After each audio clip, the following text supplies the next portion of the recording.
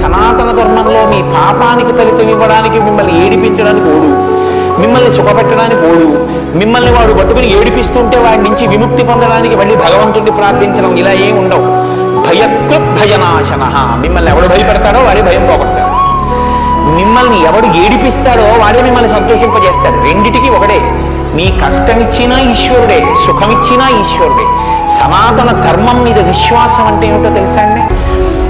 నాకు ఒక ఆపద వస్తే ఈశ్వరుణ్ణి నిందించడం కాదు. నాకు ఒక ఆపద వస్తే నేను ఏ జన్మలలోనో ఏదో ఒక పాపాన్ని చేసి ఉన్న కారణం చేత ఆ పాపము ఈనాడు అనుభవైక యోగ్యమై నాకు ఈ కష్టం రూపంలో వచ్చింది.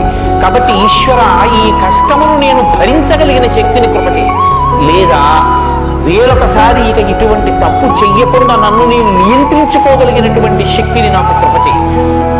ఈ రెండుగా ప్రార్థన చెయ్యడం, లేదా నువ్వు నాకు కష్టమే నాకేం బెంగలేదు, కానీ నాకు కావలసింది ఒక్కటే, అది అనుభవించడంలో నీ పాదముల యందు విస్మృతి కలగకుండా మాత్రం చూడు.